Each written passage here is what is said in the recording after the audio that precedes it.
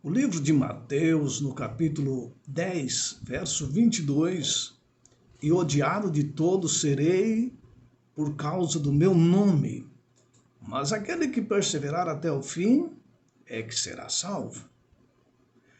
Nós estamos vivendo um grande conflito entre o bem e o mal. O próprio Cristo, ele enfrentou cara a cara esse grande conflito quando aqui ele esteve. E pela fé no Pai, ele foi vencedor, ele venceu. E quando nós olhamos as profecias bíblicas, principalmente de Daniel e Apocalipse, quando se fala da marca da besta, fala também sobre intolerância religiosa, fala sobre boicote econômico, fala sobre perseguição e até decreto de morte. E quando olhamos essas questões dentro do livro do Apocalipse, a gente fica até assustado. Mas, surpreendentemente, é que também há mensagens de encorajamento.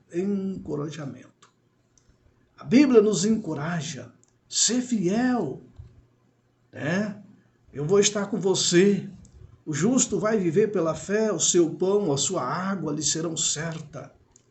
E, enfim, nós temos muitas mensagens de Deus nos encorajando neste grande conflito, nos animando, nos fortalecendo.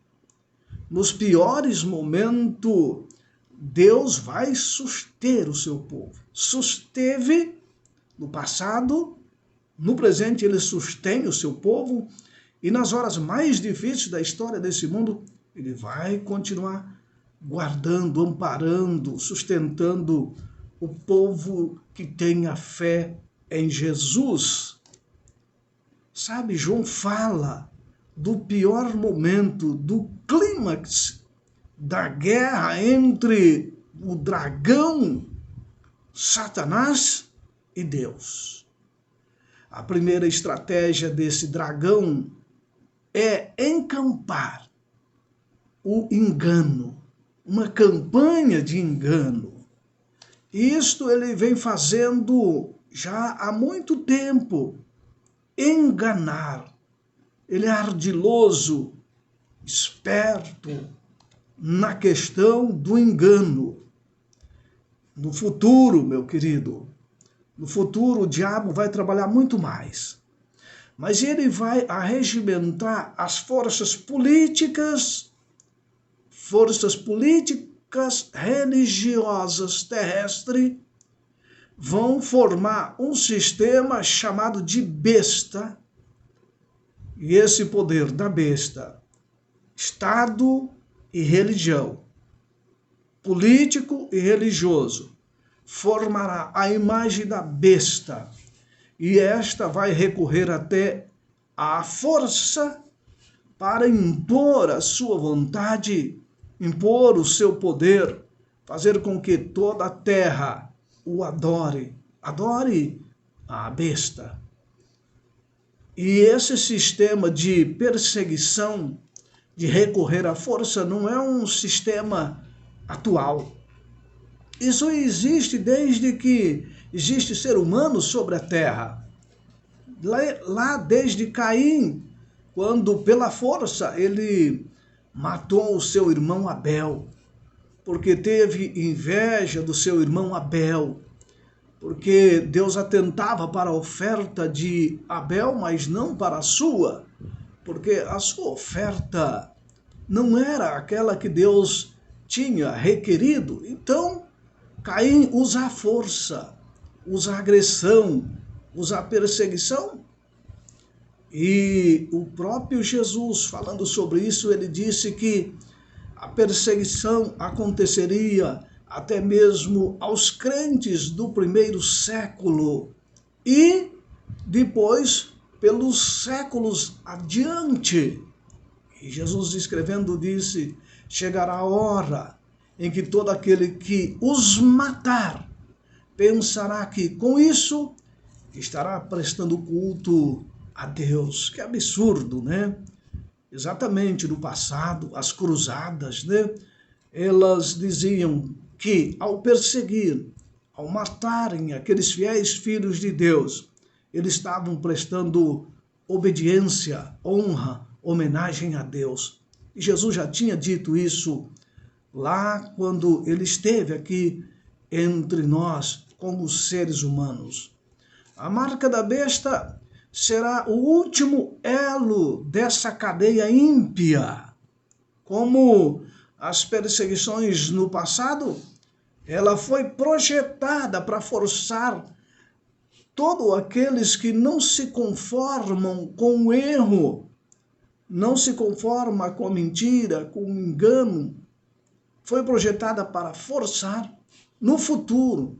O selo da besta é um elo para forçar todos, independentemente de raça, de crença, de poder aquisitivo, a aprovar, a viver um sistema de adoração falso.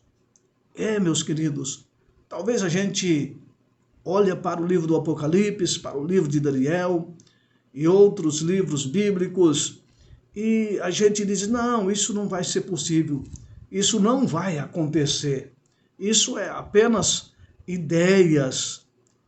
Meu querido, alguns anos atrás, países aqui da América do Sul não tinham perseguições religiosas. E algumas pessoas poderiam pensar, isso aqui na América do Sul vai ser impossível de acontecer.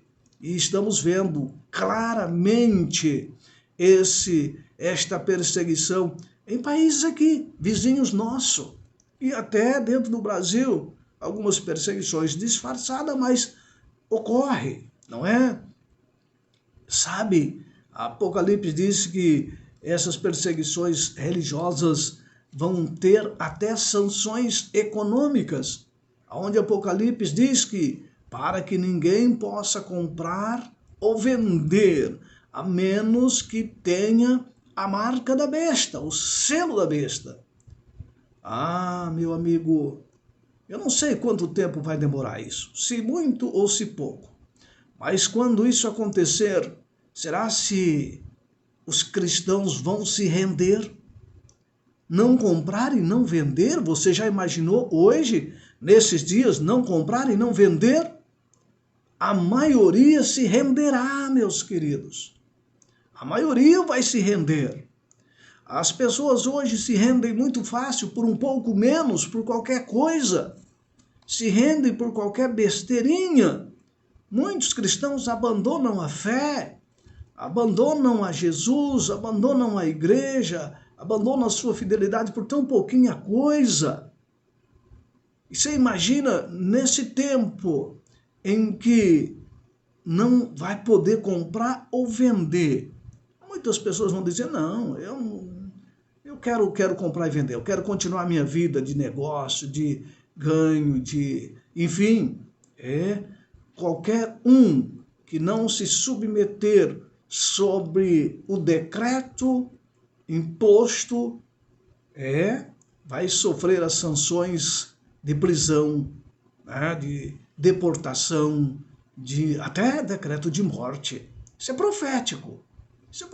E a profecia se cumpre. Mas hoje ou mais amanhã, ela se cumpre por meio de concessões quanto aos ensinos bíblicos. O diabo está preparando cristãos professos para receber a marca da besta quando o teste final for posto, ou vier sobre nós.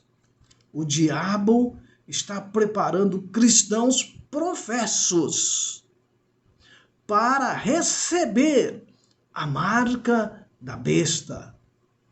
Meu querido, somente o amor de Deus por nós vai nos fortalecer, nos perseverar, fazer-nos perseverar durante esses tempos difíceis. Exatamente. Você acha que o diabo vai querer pôr o selo da besta só sobre os ímpios, só sobre... Não, ele está preparando falsos cristãos. A Bíblia está cheia de advertência contra os falsos cristãos, cheias de advertência, Paulo, ele chega a dizer, não erreis, Deus não se deixa escarnecer, porque tudo que o homem semear, isso também ele vai ceifar. Porque o que semeia na carne, da carne ceifará a corrupção. Mas o que semeia no Espírito, do Espírito ceifará a vida eterna.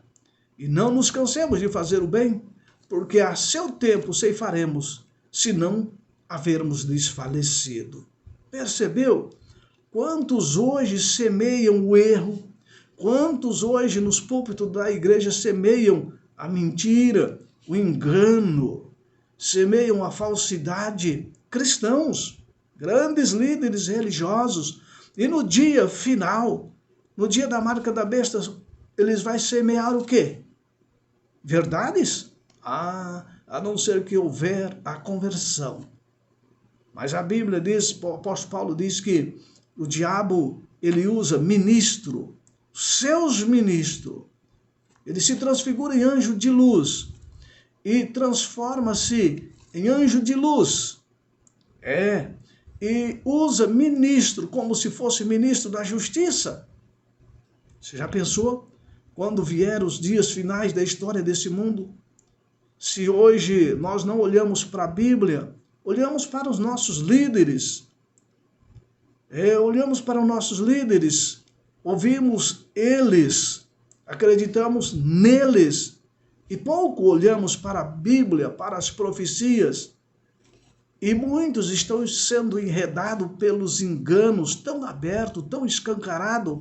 Você imagine nesses dias de grande conflito, de grande perseguição?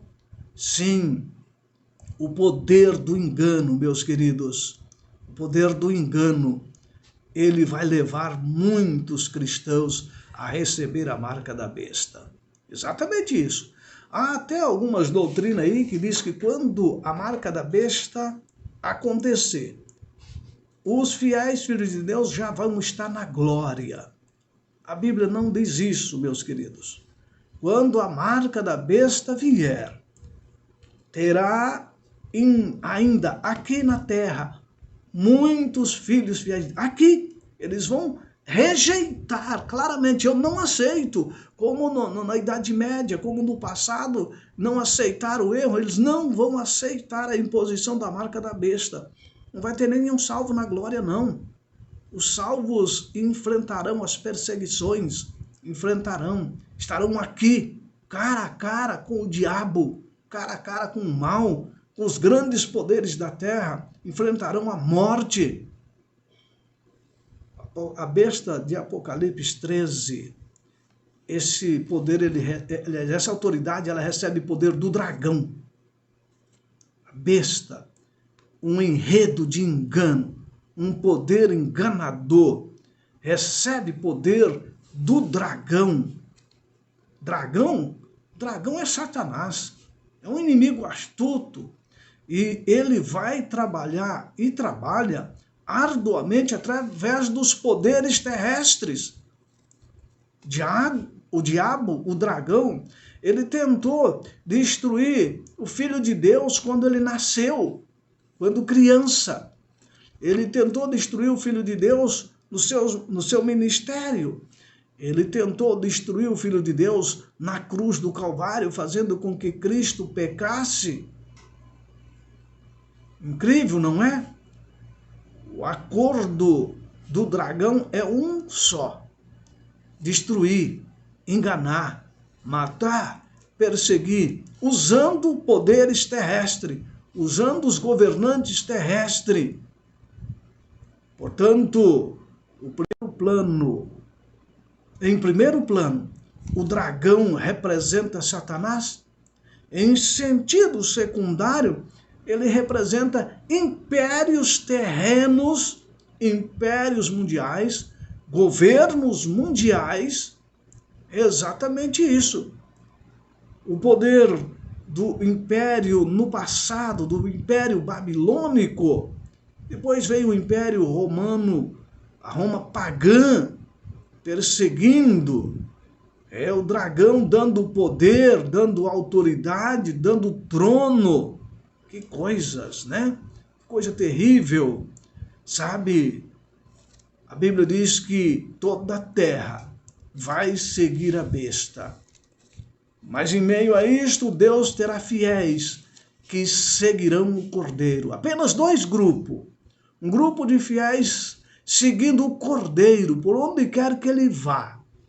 E um grupo de infiéis seguindo a besta. Assim como hoje não existe meio termo, no futuro, nos dias finais da história desse mundo, também não vai haver meio termo. Uns seguirão o Cordeiro, outros seguirão a besta. Aqueles que não se comprometer com Jesus, o que vai acontecer? Os que não se comprometer com Jesus vai estar seguindo a besta. Lógico e claro, simples assim. Ou nos comprometemos com Jesus, ou estará comprometido com a besta. E a Bíblia diz bem claro que aqueles que se comprometerem com Jesus serão odiados. Serão odiados por causa do meu nome. Foi assim na Idade Média. Foi assim. Aqueles que não se comprometiam com o erro, com os enganos, foram perseguidos, mortos. Milhões de pessoas foram mortas, porque se comprometeram com o nome de Jesus. Milhões de mártires deram a sua vida por Cristo.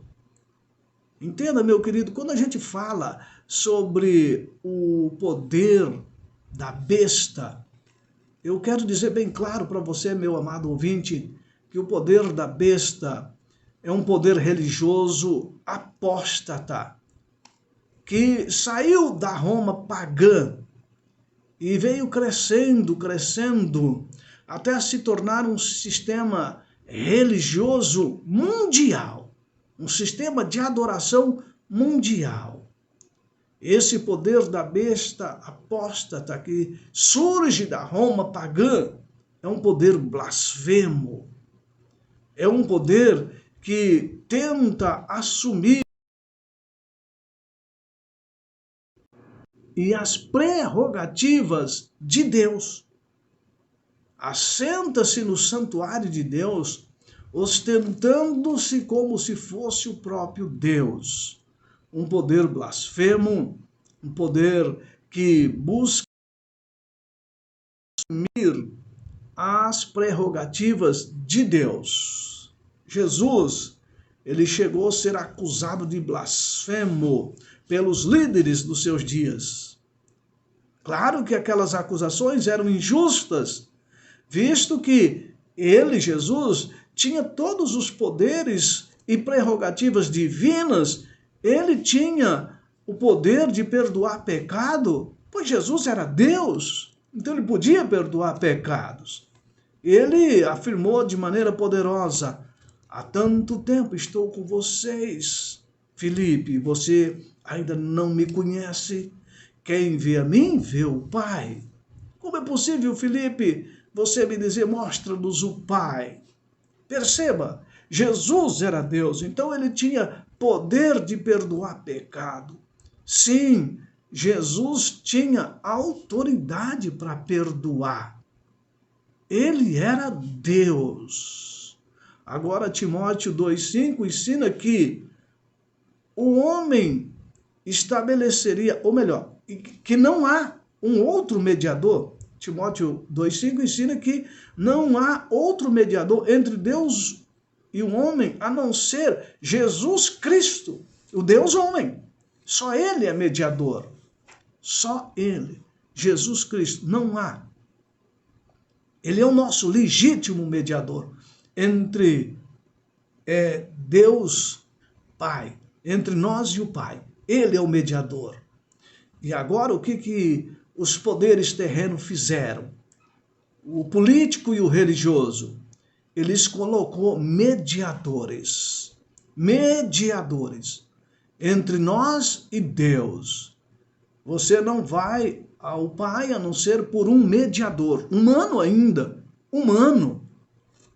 Humano. Pode ser o seu pastor, pode ser o seu líder religioso, pode ser o padre, né? Pode ser o seu bispo, apóstolo, né? Hoje dão nome de apóstolo, de arcebispo, é um nome assim forte, né? Que parece trazer assim muito respeito. Tudo bem, nada contra isso, mas hoje o homem tem sido colocado como mediador. Nós não temos um mediador pecador humano. Nós temos um pecador, aliás, um mediador, Jesus Cristo, aquele que venceu o pecado, aquele que venceu a cruz, aquele que não tinha pecado. Como que você vai querer ir ao Pai através de um mediador pecador? Um mediador pecador, certo?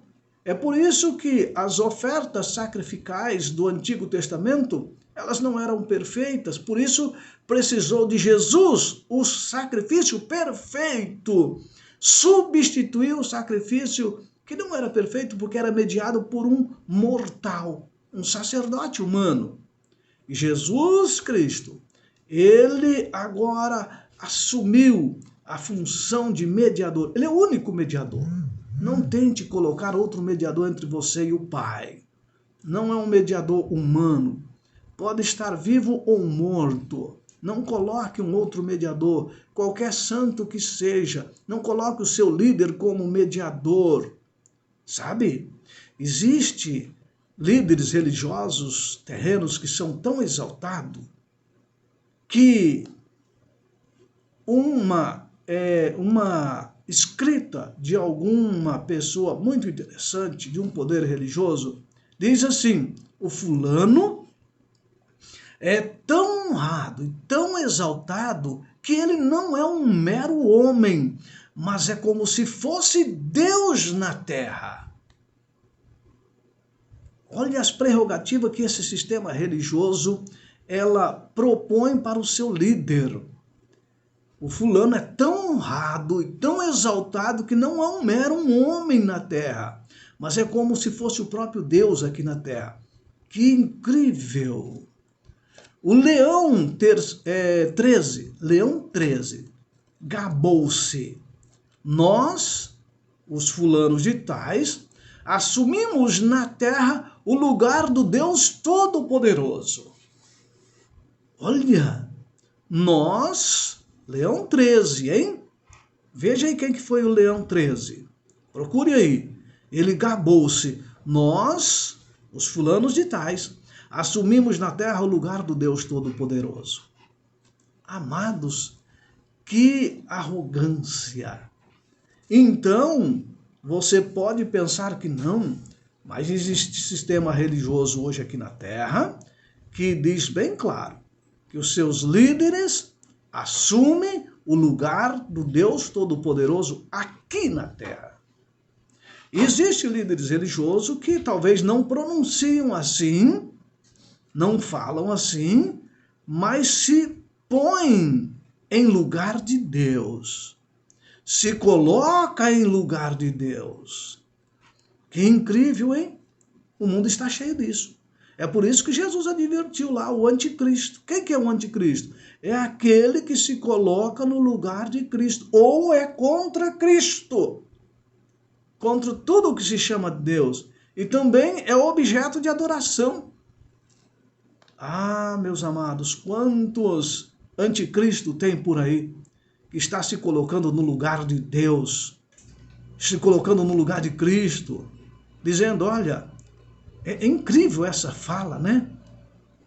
O fulano de tal, nós, os fulanos de tais, assumimos na terra o lugar do Deus Todo-Poderoso.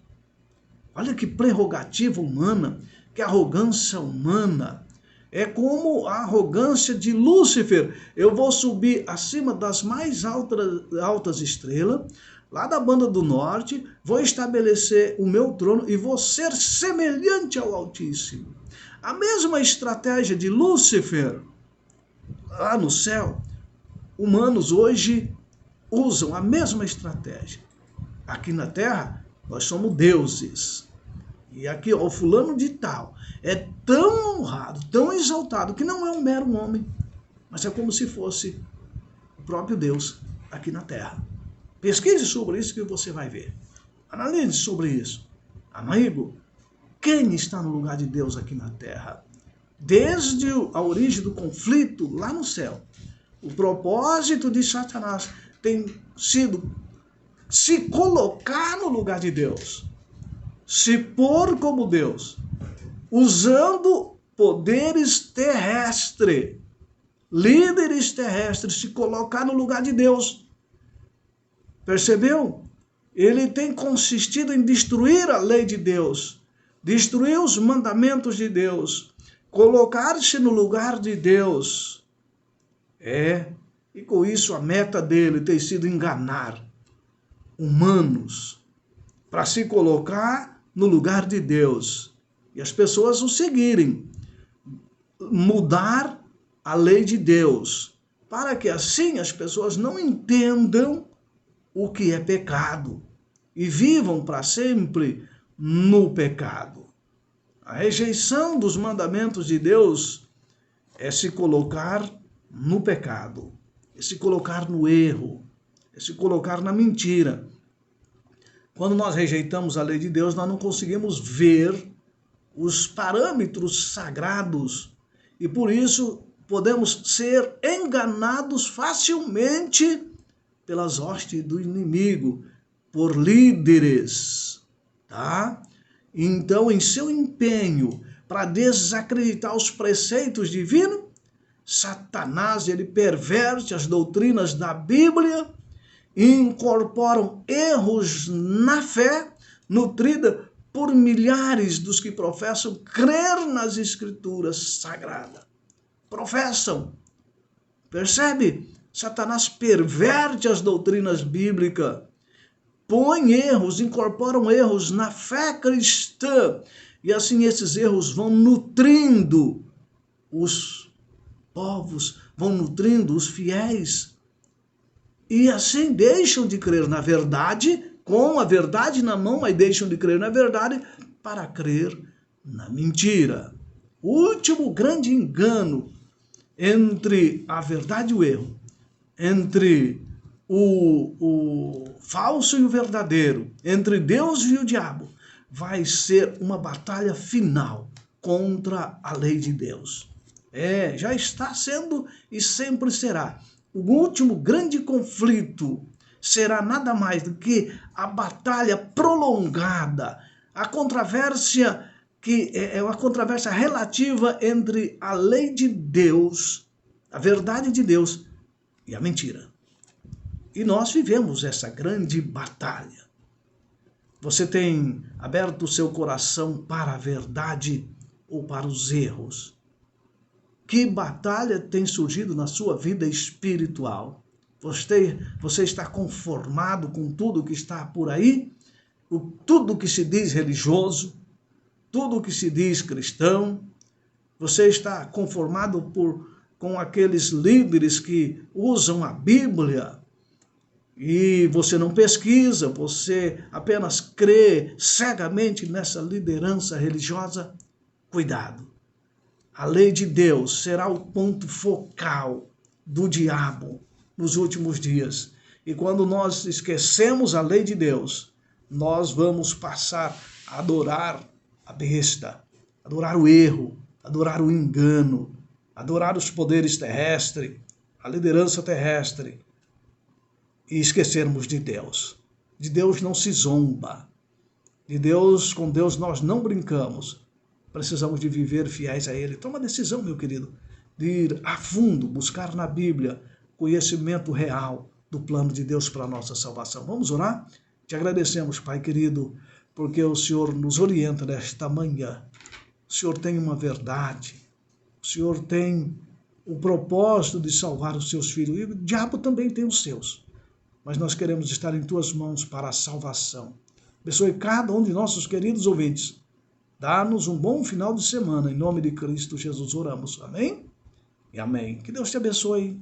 Tenha um bom final de semana. Espero você no próximo sábado, se assim Deus nos permitir. E até lá.